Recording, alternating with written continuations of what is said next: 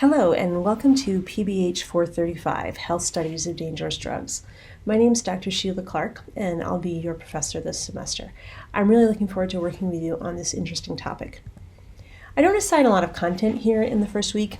I think it's more important that you get your technology issues settled so that you'll be ready to move forward with success next week, and also get a sense in general of my expectations and the general flow of the class. So we just have a couple of things to cover here in our first virtual lecture. Quick introduction, some information there, the review of some important points from the syllabus, a little bit more about technology needs for the class, particularly McGraw-Hill Connect's LearnSmart platform, and then we'll walk through what a typical week will look like here in class.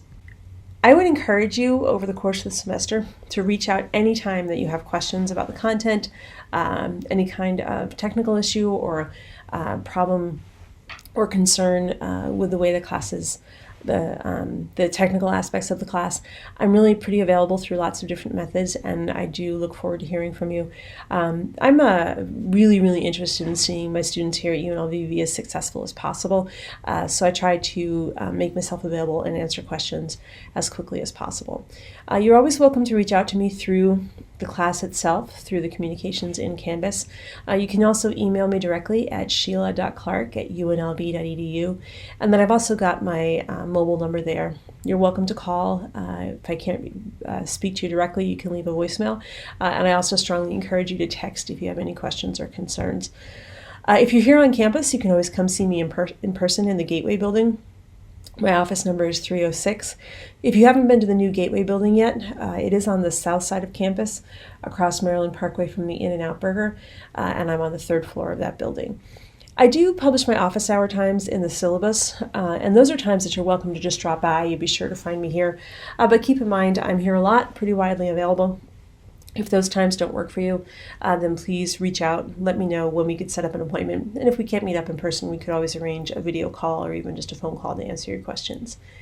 If you have reached out to me but haven't heard back within 24 hours, I would encourage you to reach out again. I'm a very student-centered professor, and I try to get back to you as soon as I possibly can. Although I'm not typically available on weekends, so if you do not hear from me over the weekend, expect to hear from me in the first couple of hours on Monday. One of the first things that I ask you to do is introduce yourself to me and the class.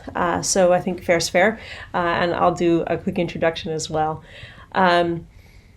I do this through a couple of photos. This first one here is a photo of my extended family. It's really difficult for me to talk about anything that's important to me or why I do what I do without starting with family. My husband of almost 25 years is in this photo, along with my two teenagers and some extended family that we were lucky enough to spend some time with over the past summer. Again, family really is at the root of everything that I do, so this picture helps to represent that for me. Oh, and my dogs. As I mentioned, I have two teenagers, so often these guys are my favorite members of my family. Sniff is the guy on the right. He's a little older. He's 9 now. And then Boogie is my little girl over there on the left. She's 6. They're pretty spoiled and pretty badly behaved, but they do love people, so they tend to get along with others pretty well once they're done giving lots and lots of very excited kisses. We walk a lot, and as I said, some days my favorite members of the family. This next picture is a picture of water. If I ever disappear from UNLV and can't be found anywhere, it's because I found an affordable way to live somewhere near the water. I try to take vacations to lakes or the beach whenever I can, and it really is my happy place. And this is actually a picture that was taken by my son on that family vacation that I mentioned earlier. So that's another important part of who I am and what's important to me. So Las Vegas, I'm not actually a native, but I have lived here over 20 years now. This crazy town has been really good to me and my family. Both of my kids are born and raised here. And as a former, well, not a former, I grew up in an Air Force family, moved around quite a bit. So having lived here for 20 years, this is now the longest that I lived anywhere. And it's more my home than any place else I've ever been.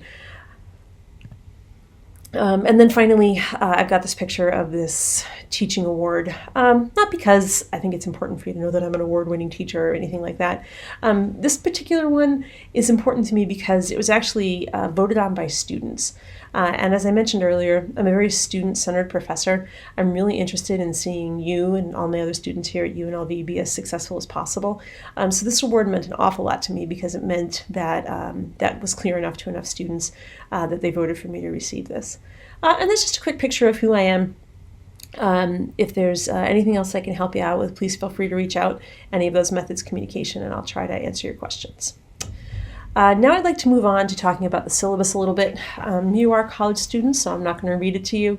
I'm just going to tell you that you are responsible for knowing the content of the syllabus.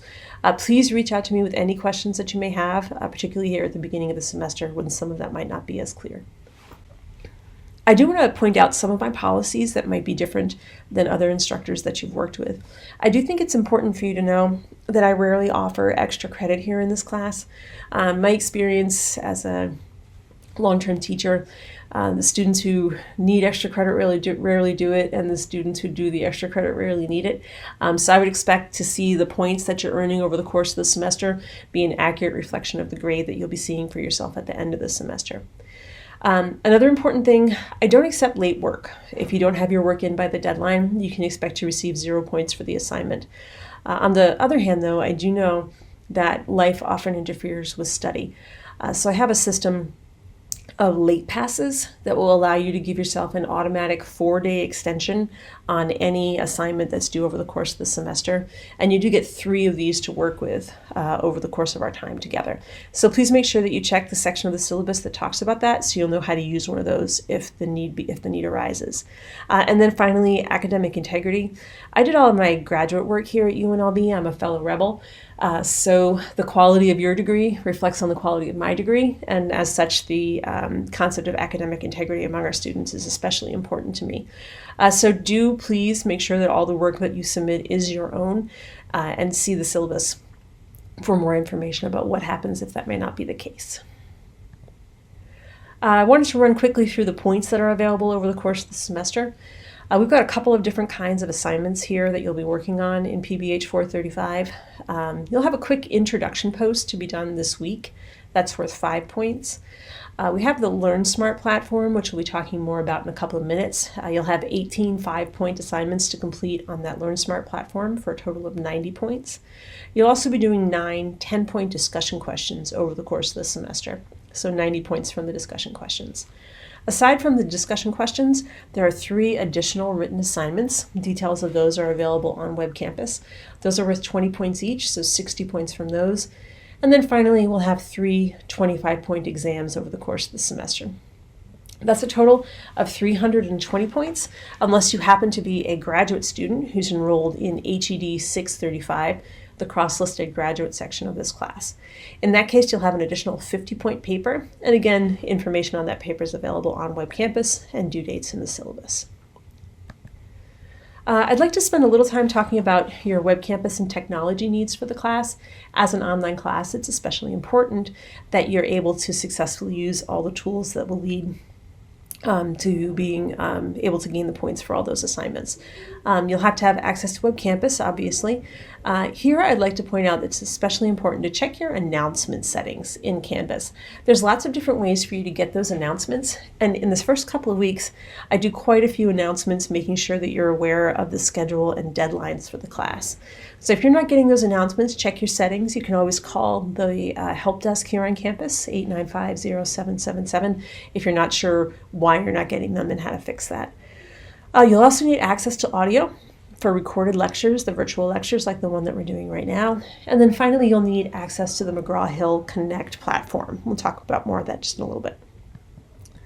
That McGraw-Hill Connect platform is where the Learn Smart assignments are based. In order to successfully use the Connect platform, you'll have to have an online access code.